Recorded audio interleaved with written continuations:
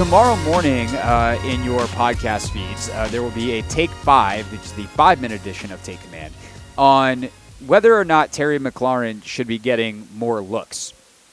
Logan and I went into detail about how guys like Malik Neighbors and Justin Jefferson and, I don't know, Jamar Chase, for some reason, was a name that was on that list. Those guys get moved around and they're able to get 10-plus targets a game on a regular basis, where we look at Terry McLaurin as the best receiver here and has been for a long time, and he very rarely crosses that threshold. He has about 15 or so times in his career, but certainly so far this season hasn't been the word I'll use is spammed. Right, you just be like, we're going to throw that guy the football a ton. There's been certainly a more concerted effort in week 2 than week 1, but there has not been the game plan to just be like, we got to get 17 the ball every 4 to 5 pass attempts in the way that Justin Jefferson gets it in Minnesota, in the way that oftentimes they will try to get that for Jamar Chase in Cincinnati. Oftentimes it looks like Malik Neighbors is going to get that in New York this year.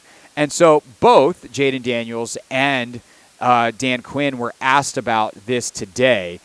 Dan was actually asked about it by Ben Standig earlier in the week as well, and basically was like, it wasn't so much about Terry. It was about, hey, how does a guy like Neighbors get that, since Neighbors had 18 targets on Sunday against Washington. And he was like, well, they move him around. There's a bunch of different stuff that they do, and that's how those guys tend to get that.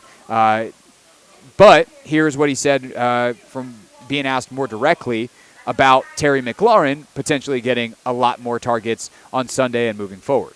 Try to move Terry around into different spots, which, is important because he is, has that playmaking ability. So you want to find the spots to go.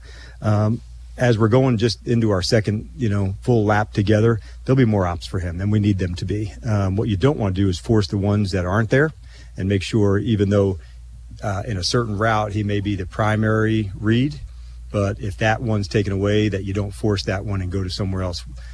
I really respect that about Jayden, of making good processing decisions. Sometimes you have a play design that's going to go to one place and it's not there, so the worst thing you could do is try to force something in that's not there. And so I'm pleased that we're not doing that. Do we want to get him involved? Man, you bet, in the biggest way. And so the catch and run opportunities, I thought we had one or two chances that we didn't go his way.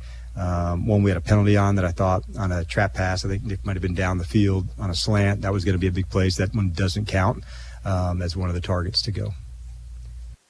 The thing that's unsaid there is Terry is not, and I would not expect Dan to say this unless he was really, really frustrated. But you don't talk about your own players this way. And I hate talking about Terry this way too, because Terry's stand-up guy who I've really enjoyed covering and talking to over, since his rookie year when I was still on the beat. One of the few guys I can say that about that's still around. But I don't expect his teammates to say this. I mean, maybe Terry would say it about himself, but he'd be, say it in the frame of he's working on always getting better at it. He's just not those guys.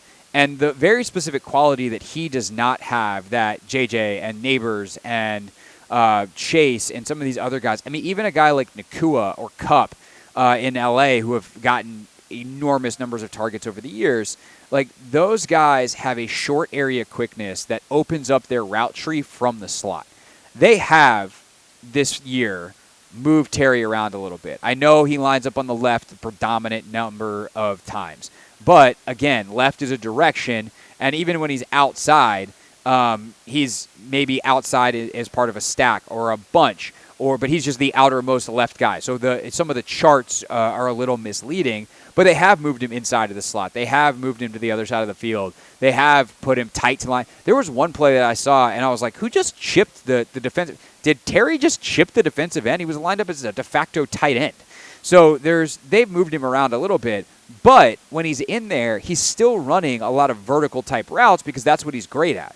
It's, okay, let's get Terry in the slot and have him run a deep over because he can run past people, and he will run with power through contact in the middle of the field and can get to a spot. And if you can get him matched up on a linebacker, then that's a great matchup. Or a safety, that's a great matchup. But it's not the same as like, hey, let's get Justin Jefferson in the slot and know that he's going to shake someone at the top of his route 12 yards in, and then you hit him on an in-cut and timing, and that's reliably open. Terry's not an exceptional separator. Again, great contested catch guy, super dangerous with the ball in his hands. I would like to see like some pop passes and some end arounds and like find ways to get the ball in his hands reliably without him having to get open. But when it comes to the qualities that Terry has, and you compare that to some of the other elite wide receivers who do get this, let's call it spam treatment, he's just not that elite of a separator. It's something he's gotten better at over the years, and it's something that, you know, if you're a quarterback and you develop a trust with Terry, you understand the timing, you can, like, he will win. You just got to make sure the timing is right, because it's not going to be quite as risk-free as a guy like Jefferson, who's obviously the very, very best in football. I believe Jayden Daniels talked about this as well today. Here's the man who actually has to pull the trigger to Terry, whether it's one of those easy, quick design screens or reading something out down the field. Yeah, I mean, go out there and pick the spots. I mean, obviously we got to get Terry the ball. But, at the end of the day, you got to spread the ball around. Defenses are going to key on Terry, respect to him because of what he did in his league. But at the end of the day, man, when it's time and we have a one-on-one matchup, sometimes, Terry's out there, go let him win. But other than that, we're just going to keep playing our game. We're going to keep moving forward and just go from there. I do think in some situations, and I wonder if did Taylor leave one of those T-shirts around somewhere? He's got maybe just in the equipment room somewhere. One of the equipment guys can dust off an old "Bleep It, Terry's Down There Somewhere" T-shirt that Taylor Heineke had. One of those. Yeah, because at some point at the end of the day, like, it's 3rd and 15. Like, we can throw it down to Terry. Sure, arm punt. That's actually something Burrow's great at, by the way. He's like, it's 3rd and 15. If I get sacked, who cares? Like, let's make a play. And Burrow's excellent at that, and something that Jayden is certainly not afraid of a one-on-one matchup. But I also think that's a good point by Jayden, too, in terms of the attention paid to Terry and how it affects other guys, because something that Logan said when we were talking about this morning is Malik Neighbors getting 18 targets on Sunday wasn't actually a good thing for the Giants offense.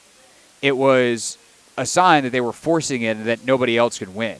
I'd much rather see Terry with 9-8 targets than 15, and Zach Ertz getting his, and Austin Eckler getting his, and a De'Ami Brown or a Noah Brown or a whoever else getting theirs, because I think that is actually the sign in this style of offense that the ball is getting where it needs to go, and it's that's just a much healthier sign of the offense. I also think, for whatever it's worth, they're going to run the heck out of the ball on Monday night in terms of attempts, as long as the game flow doesn't get out of whack, because Cincinnati's had a lot more trouble with the run. So we're going to spend all this time talking about how to get the football to Terry, and then they're just going to hand the ball off to Brian Robinson and Austin Eckler a ton, and that's probably the better path for Sunday. This is The Hoffman Show on the Team 980 and the Odyssey app.